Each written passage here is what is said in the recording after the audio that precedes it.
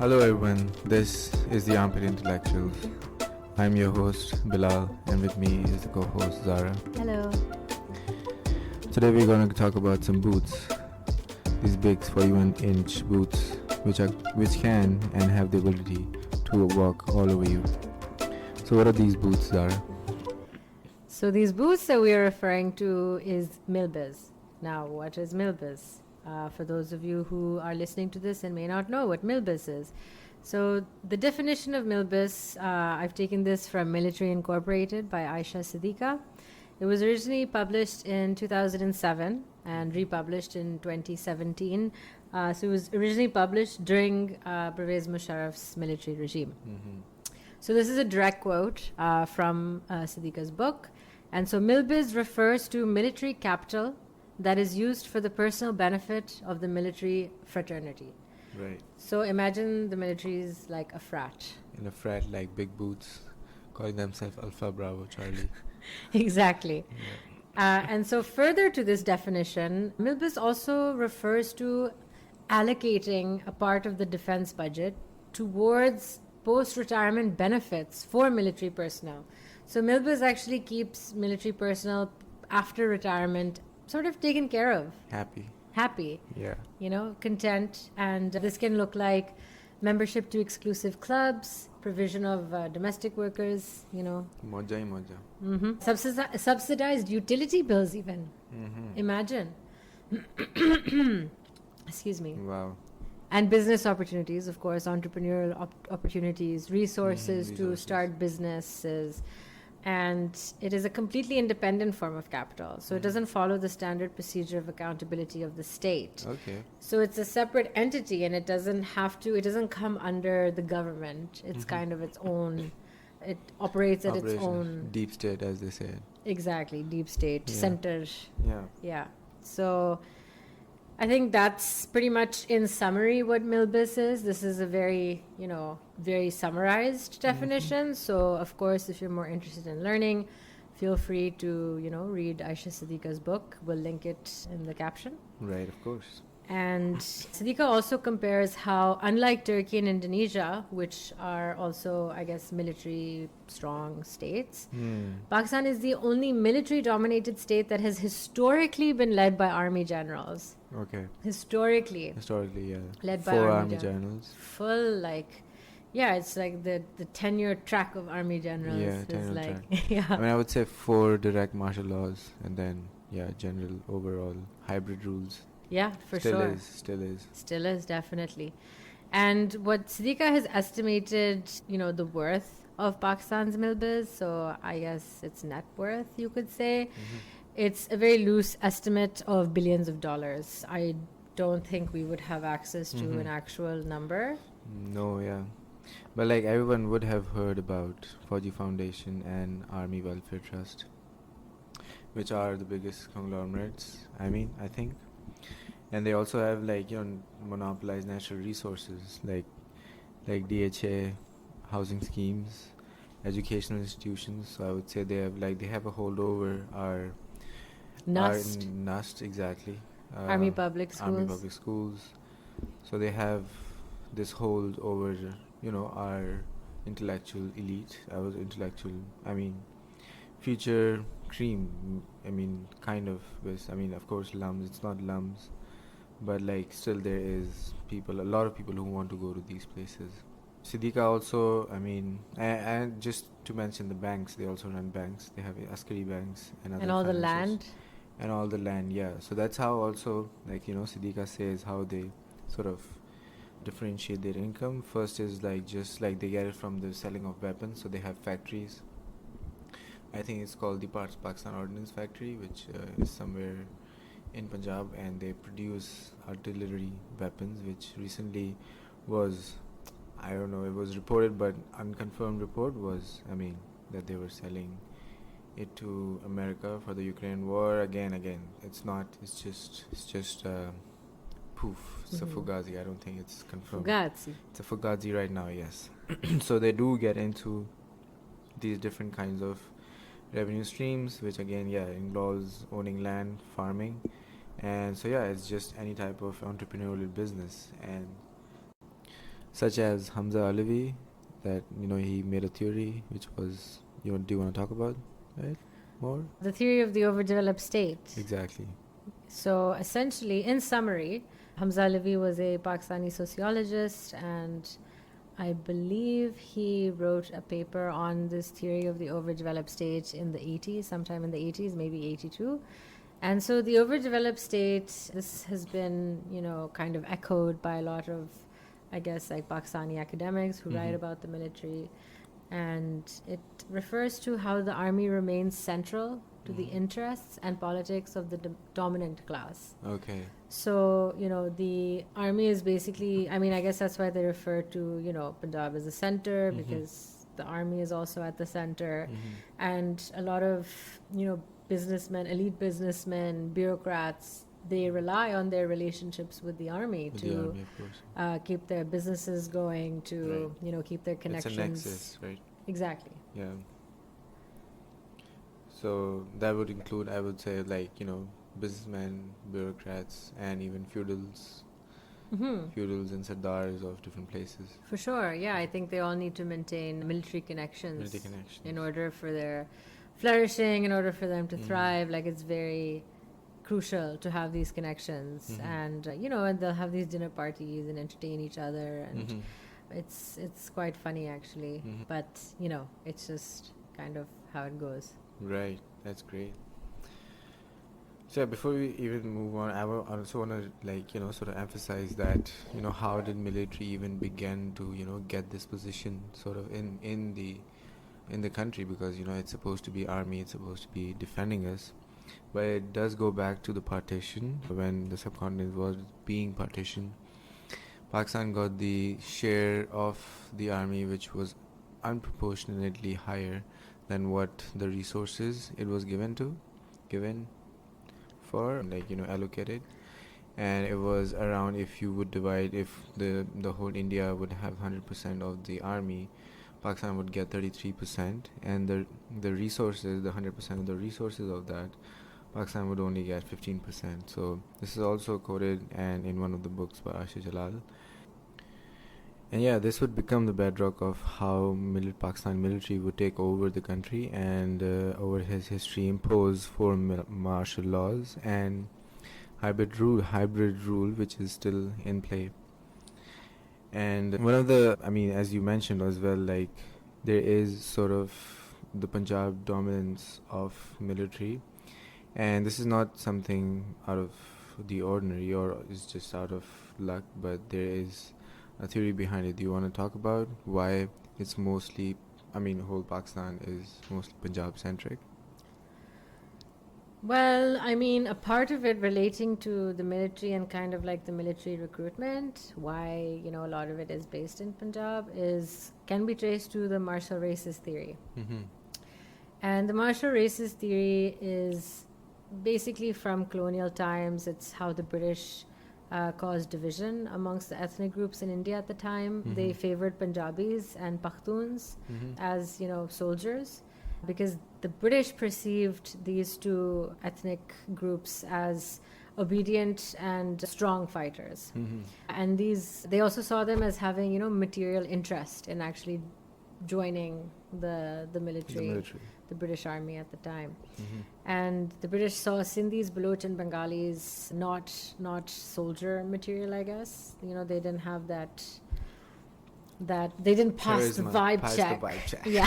So that's basically what comes under the martial races theory. And it is a racist myth, right? Of course, it's very racist, and it's just not true. It's incorrect.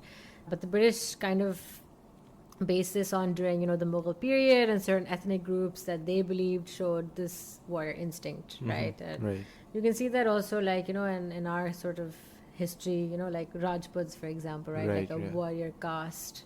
But of course, that's, just, it's so, like, vague. Yes. And it's very, just discriminatory also, just to kind of see people like that. So, yeah, so they kind of started these observations, and then I guess after 1857, the mutiny, Bhagat Singh.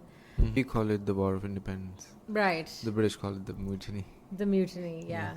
Yeah, so after the War of Independence, 1857, the British started to exclude certain groups on a systematic basis. So, this is according to Mustafa Kemal Pasha from his book Colonial Political Economy.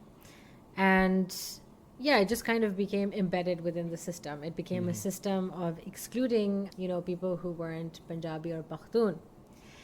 And this myth actually did end up continuing after partition, after 47.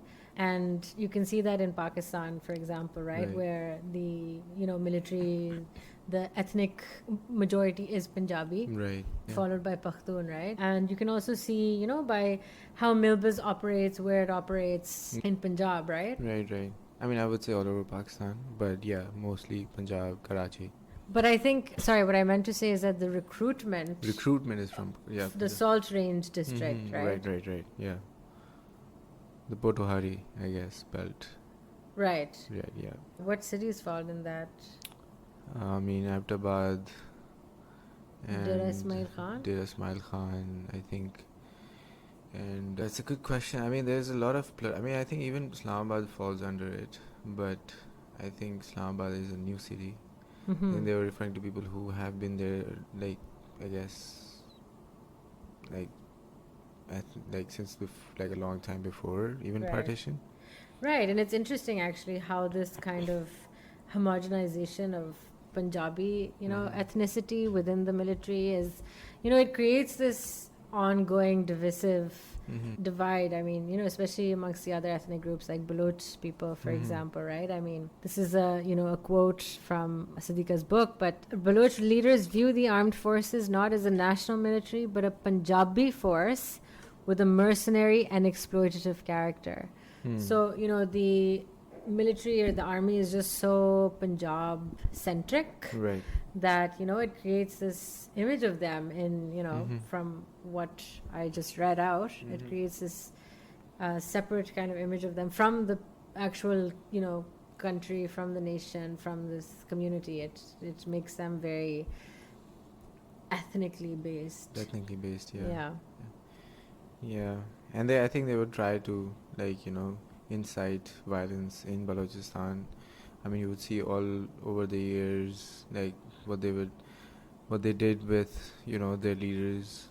I mean, if you could come down to, like, Khan of Kalat, starting from Khan of Kalat, I mean, it was, I think, the deep state who was trying to negotiate with him. And when he did agree to their demands, they basically brought him down and I think killed him at that moment. Wow. And the same thing happened with years later on with Bukti, where in 2008 he was also killed by Musharraf, and that's where the latest insurgency basically starts against the sort of, like, the army of Pakistan and the Pakistan Armed Forces. And this is exactly what, the Long March of, the Balochik Chedi Committee was all about. When they went to Islamabad, When right? they went to Islamabad, exactly. I mean, so they were now sort of protesting against, like, different checkpoints in Balochistan. Of course, they were also protesting against the missing persons. I mean, the people allegedly that ISI has taken just on the basis of, I don't know, terrorism, and they now are not being even given back. I mean, even they're not even told if they're dead or alive. They're just being taken away. Wow.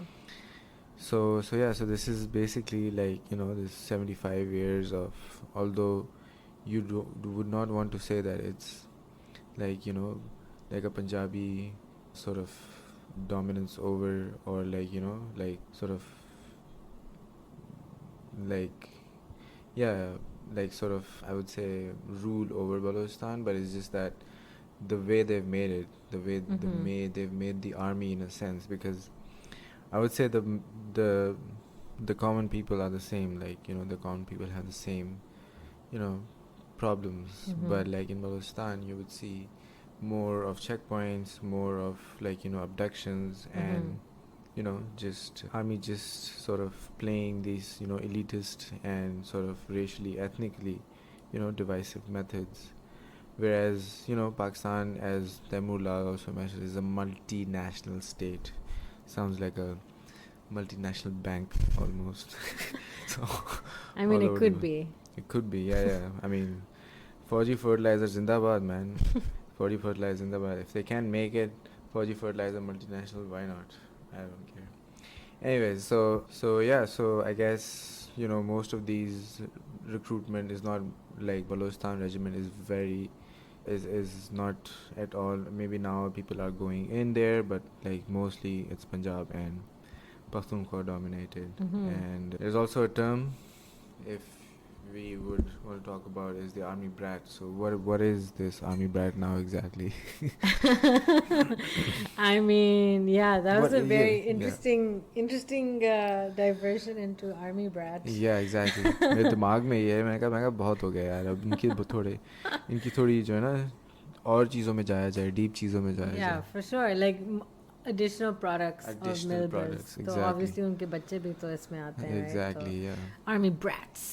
So what is an army brat? I mean, I wouldn't compare it to like a burger. I would say it's like a separate category because I don't think army brats are always, I don't, you know, always burgers. I don't think it's interchangeable. Although maybe Right. some people think, you know, Mhm. shayad they're the same things. But it's not, yeah. No.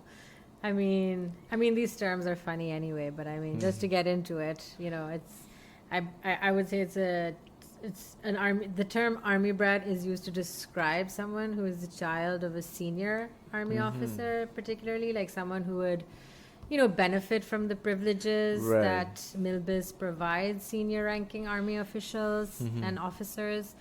And yeah, they're just children or relatives of high ranking officers. right. And since, you know, the military is an elite institution in its own regard, I mean, when you're a high ranking officer, obviously Right.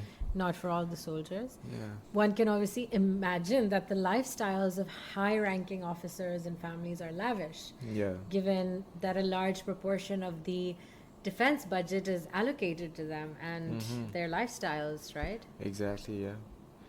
And mostly the high, as you mentioned, like high ranking officials. I mean, they get the way bigger chunk of what the pie is. Oh yeah, they're eating that pie real good. Nice warm pie from Sheer Khurma. Sheikh Horma. So yeah, I mean, like, Is it apple? Sorry. yep, I guess.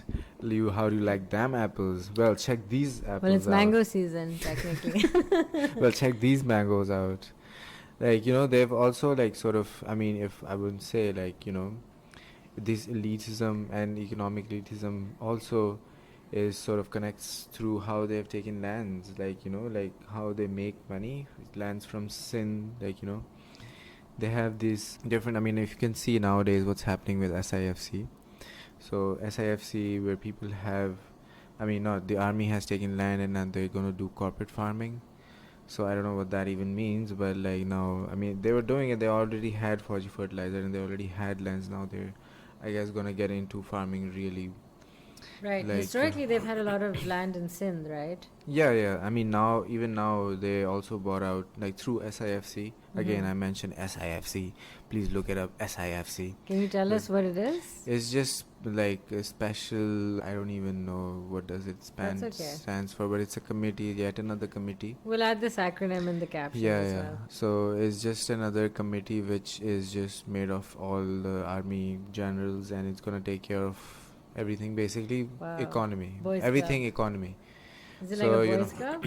Yeah, of course it's a boys club. Right. 'cause I mean, it's- Milbus itself is like a yeah, boys so club. this is basically a committee which would, you know, attract investment from like the outside world. That includes like the Gulf and like, I don't know, like America, US, whatever donors they are. So they're gonna make up plans, and they, I mean, nowadays I hear about, you know, countries in like Saudi Arabia and all of them. We love that oil money. We Although love the it. oil's running out, so.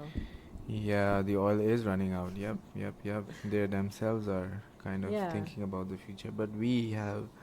So can you go a little bit more into, you know, the kind of historically how after 47, like, I want to talk more about the land, you know, like how was indigenous land, you know, especially in Sindh, right? How was the land taken from the indigenous farmers there? Like, how Well, was that process? it's not. It's just there's no process. They just take it. They just like take it over. They just come. They have their. I mean, if they have certain land. Sorry to So interrupt, but I yeah. think Ayub Khan started granting land Right. in Yeah. Sindh Yeah. to army personnel. It's actually a hallmark of his legacy. Mm-hmm. Right. Yeah. So like he gave like around 9 million acres of land, Wow. which around Kotri, Guddu, and Ghulam Muhammad, like I don't know. Ghulam Muhammad dams in Sindh, like the so yeah, so basically it was reclaimed through the construction of Kotri, Guddu, and Ghulam Muhammad dams in Sindh. So basically, yeah, these were like these lands were used to make the reconstruction of these And I think lands. Hassan Askari Rizvi, like he had a study in which he said approximately 300 acres. 300,000. Sorry, 300,000. Yes, thank you for correcting me. Acres were given to military officers in Sindh during Ayub's rule. Right. However, there is another study that claims 1 million acres of land. Not 300,000 acres, but 1 million acres of land, most of which was given during Ayub's regime. Wow, that's magnificent. I know, right? And it's interesting also because this military sort of practice of land giving, it was something that the British used to do. It was like traditionally a British colonial, I guess. I mean, if you, go to the UK, it's interesting because there's actually still some form of feudalism there where a lot of the land there, like, the large estates, things like that, like they're owned by these British people who have like either some kind of royal ancestry or military ancestry, that kind of thing. And so the British Army used to grant land to their military personnel. And so what Aisha Siddiqa also says is that this is another practice that the Milbus also sort of engages in. So it's not just taking land, indigenous land from farmers, fishermen, as an example, but it's also taking that land, making factories, making Fauji fertilizer factory, making, these different fields, farming lands, farmlands. But it's also about giving that land to their military personnel to ensure that, exactly, because they see themselves as this elite institution. And so, of course, it's, high-ranking members also have to perpetuate this kind of, I mean, boys club, boys club, yeah, exactly. Boys club, basically. Exactly. They in have summary. to perpetuate, the gift giving of, of gift giving. Yeah. Right. Yes. Exactly. And yeah. So it's, in summary, this culture of gift giving is something. It's a colonial tradition. It's something that was passed down from the British and from their, colonial rule. And I mean, Ayub Khan's son, Gohar Ayub, right? Yeah, so he apparently was given plenty of financial privilege. I think he was also in the army, and then afterwards I don't know if the term is decommissioned, decommissioned from the army. Oh, okay. And I've seen this in, other, I guess, like army brats, like right, yeah. they're provided a lot of resources and privilege through, their, I guess, father's kind of access, military access, army access. And so his son made like a lot of financial mistakes, and then that kind of caused his Ayub Khan's reputation to suffer. Oh, okay. Yeah, so it's just circling back to the army brats. Army brat theory, how they're brats and bads. Yeah, I mean, which also kind of, if you look at it, helps them make their, their kind of,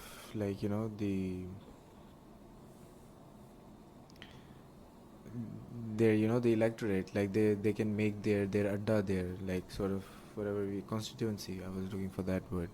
Yeah, they make their own constituency, and that's what like you see Umar Ayub doing. I guess he's sort of running some, he has had time since his granddad to build his constituency, and now I guess he's running.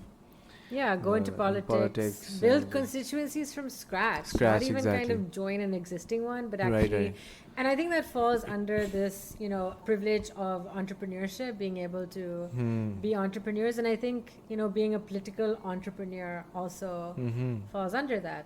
And, just to keep this kind of in a, chronological review, but, after Ayub Khan, there was Bhutto, right? Right. And I feel like he found himself as part of a Faustian bargain. Right, okay. And a Faustian bargain, in summary, is essentially, it's related to the story of Faust, and which, again, we'll link in the bio below, and just to give you a better idea. But it's essentially making a deal with the devil. A deal with the devil. It's like selling your soul in order to have all the knowledge and power in the world. Right. And I feel like with Bhutto, I think there was a part of him that genuinely wanted to, make the nation, like the nation state, a more prosperous. And, he was an agrarian, some say, and he had some, like on to the left tendencies. Yeah, socialistic tendencies. Exactly, but I think he gave in to this Faustian bargain, which was, he let his ego and his greed get the best of him. Right. And yeah, he was greedy, and he wanted to obtain power, right. Egoic power, egotistic power. Yeah. And yeah, he gave in to that, and the army assassinated him and took over in 1979. Exactly, yeah. I would say that, it was a very poetic kind of Faustian bargain, because he was killed by the same person who he himself made the chief of army staff. So, yeah. It's a catch-22. Catch-22. It's like full circle. It's pretty interesting. And that's where, the Zia period starts, and, and Zia brought in this sort of, Islamic laws under Pakistan. Yeah. Islamic laws, and different kinds of tenures of basically Islamic Republic. That's when it was started. Yeah. Mister Bhutto की हुकूमत ख़त्म हो चुकी है, सारे मुल्क में माशाल्लाह नाफिज कर दिया गया है, कौमी और सूबाई असम्बलियाँ तोड़ दी गई हैं, सूबाई गवर्नर और वजीर हटा दिए गए हैं, अलबत्ता आइन को मनसूख नहीं किया गया है, इसके बाद हिस्सों पर अमल दरामद रोक लिया गया है. That's what's happening in India right now, basically, but that's for another day, another topic.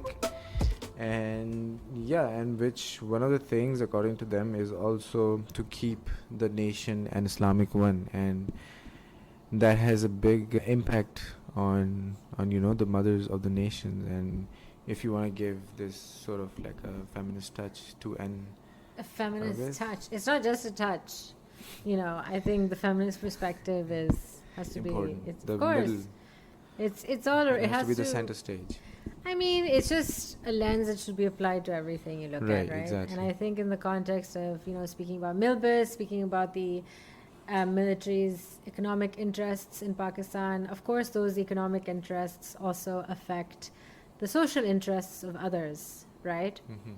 And so the military-industrial complex, which is essentially Milbus, right? It's about turning the military into a business franchise, or sort of like a business. It's a business. Yeah, it's a business. Yeah, it's a business. It's incorporated. Business studies में नहीं पढ़ाते, but it's a business. LLC.com. 71 के बारे में भी नहीं पढ़ाते हैं, but it's a business. Yeah. So the women in the nation state. Excuse me, are you done talking? Are you done talking, man? Hello, everyone. I am back after my slightly manic episode. Yes, so as we were discussing, from a feminist lens on Milbus and kind of the economic interests of the military.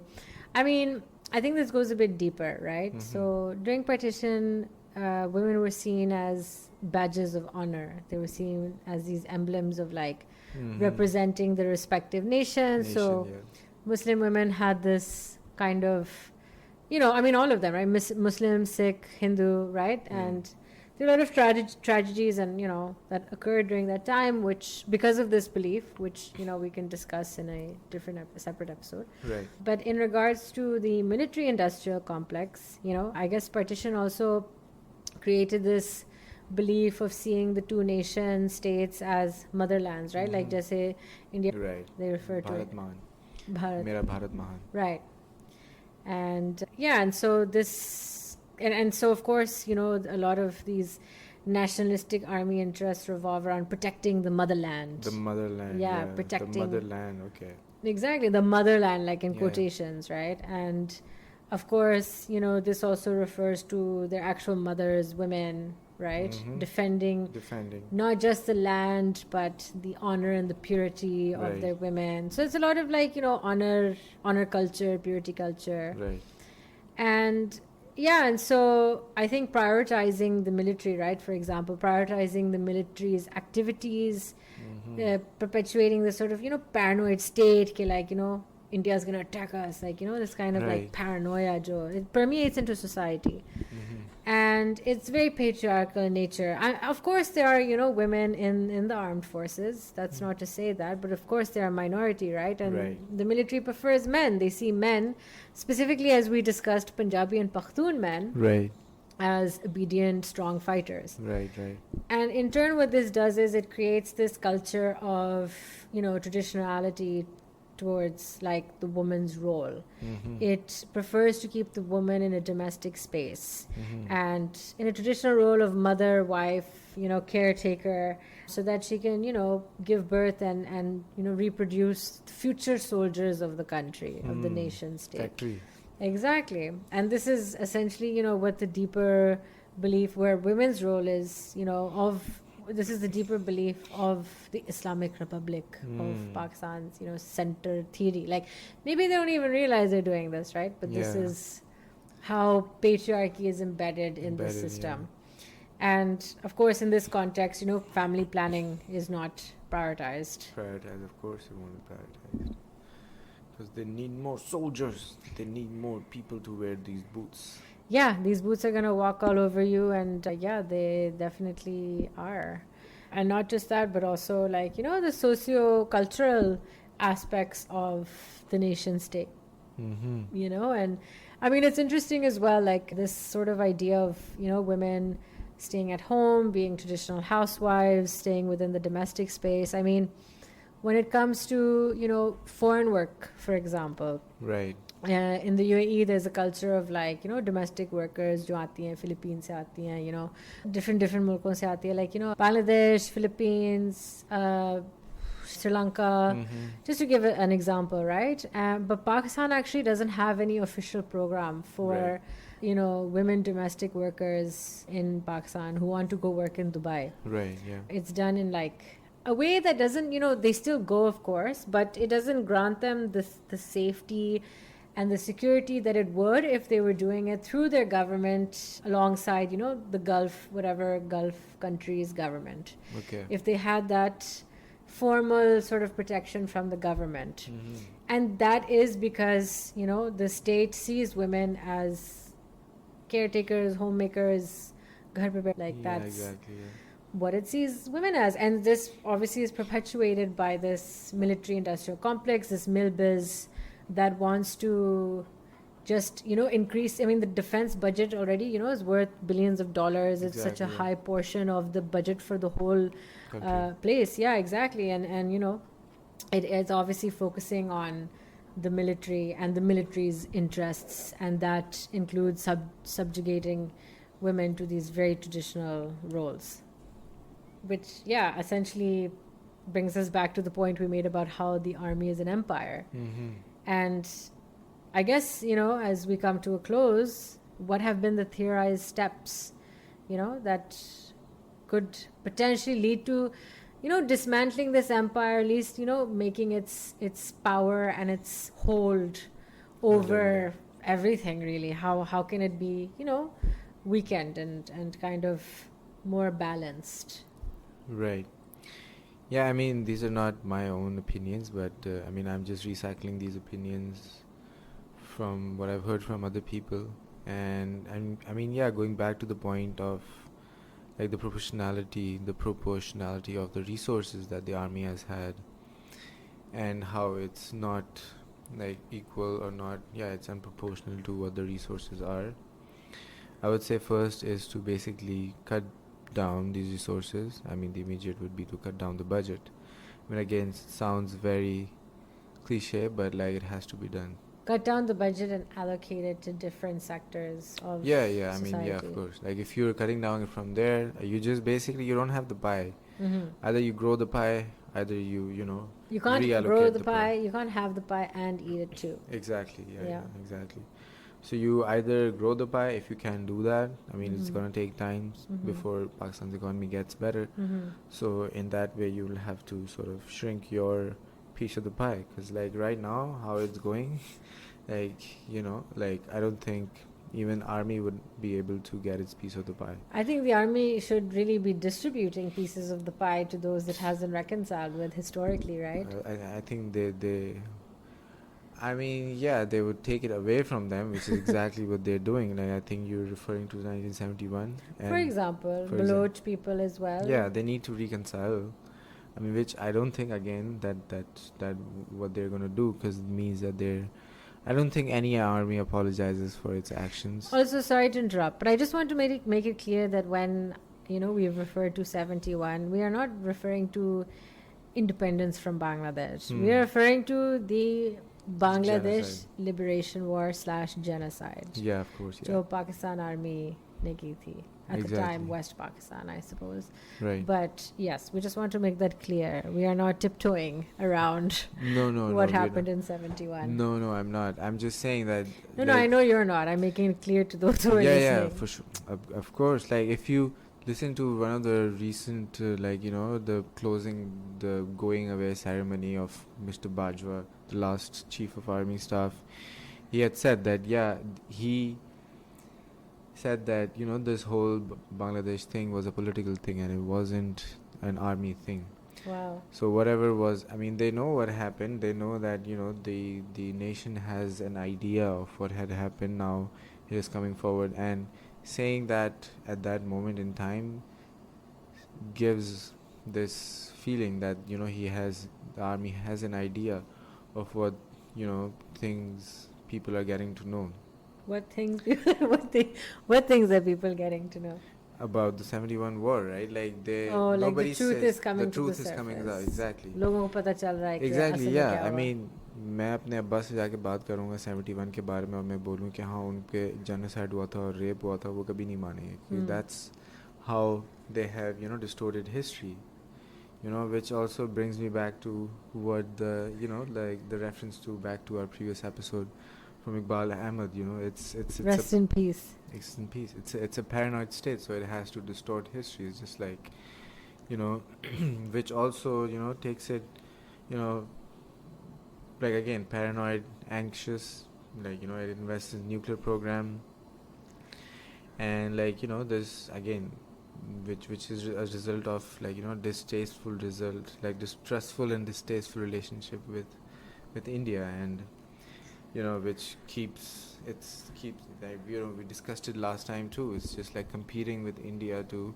like, grow its nuclear arsenal, and again, that's why they need the budget for, and so Which neglects everything else, right? Mhm. It ends up being very imbalanced, and it puts all the focus on nuclear programs, Right. military activities, training, recruiting, the benefits for retirement, all of these things. And I Yeah. mean, so what other, solutions can you recycle? So one other thing, the last thing I would say Recycled is solutions. recycled solutions, exactly. One other thing I would say is just that, like to give democracy a space. I mean, I know it's just a broken democracy. Everyone is a chore, as we say it. Chor, chor, pakro maro. Chor. If Pagdo maro. Yeah, I mean, if everyone is a chore, but like, Haramkhor.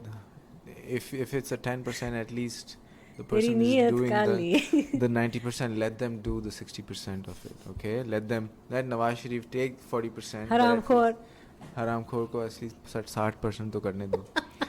So भैया हरामखोर. जी, We're not sharing any of our, political. I'm just singing anyway. yeah, it's not. Yeah. This is not any. ये अभी कोई सुन नहीं रहा है इसको. मैं बस अभी गाना आज गा रही हूँ. Yeah. And we'll also link that in the caption. Or we'll add it. You know what? Here's a clip from the song. Oh no, I can't do that because then we'll get copyright infringement. Yeah, you can't do that. You Alright. can just link or whatever, just mention All right. it. Well, if anybody ever from the band Coven listens to this, please give us copyright. Okay, permissions. brand, let me finish. Okay, assassinate. हम लोग कहीं एक Chor, chor. Okay. हम So लोग को- Nawaz Sharif का नाम आया, you know. So I was like, chor, chor. जैसे भी हैं ये लोग, इनको थोड़ा देर अरसा चलने दीजिए. सही है, मतलब अगर बिठाया है अगर शहबाज शरीफ को 5 साल के लिए, तो उसको बैठने दो प्लीज़. लाइक अपनी तो एक्सटेंशन ले लेते हैं ये लोग, लाइक 3 साल के बाद. My 3 साल के post feudal lord. Exactly. Yeah, that's funny. You have that book, right?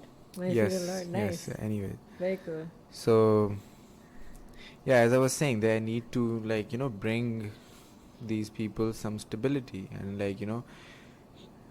as was happened last time, like the 2022 saga, what happened with the whole regime change thing was basically over extension.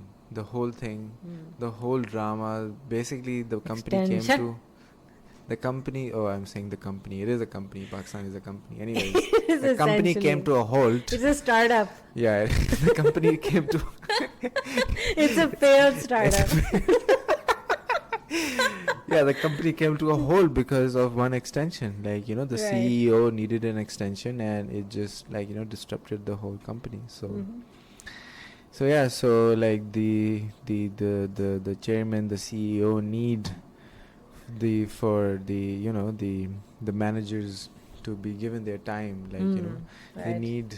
they should give them enough time so that they can cultivate, and I think this exactly is going to be the nail in the coffin in the Ooh. end, that the political, as what have you mentioned Turkey, what happened in Turkey, right? Like, Mhm. although now Erdogan is become sort of like this president, Mhm.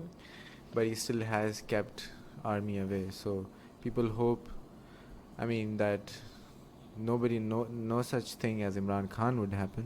Mhm. I hope that doesn't happen, but the political leadership would be strong enough that they will say okay, हम अपनी बचा लेते हैं at least, Mhm. और ये जो है ये अदर है. सो Mhm. ये जो आर्मी है इसको इनको अपने थल्ले रखना है बेसिकली. सो या एटलीस्ट थोड़ी बहुत जो है वो Mhm. civilian, there will be a civilian authority, or there will be a bit of more, a share would be, share would get, a pie would get amalgamated more with the civilian. I want pie now. We all want pie. I want pie, not Want pie. pie. Pie. I want pie. I want Bakre ki pie. pie. Exactly. So we end this episode with this amazing quote by Ustad Daman. Pakistan diya mauja hi mauja, jithe weko fauja hi fauja.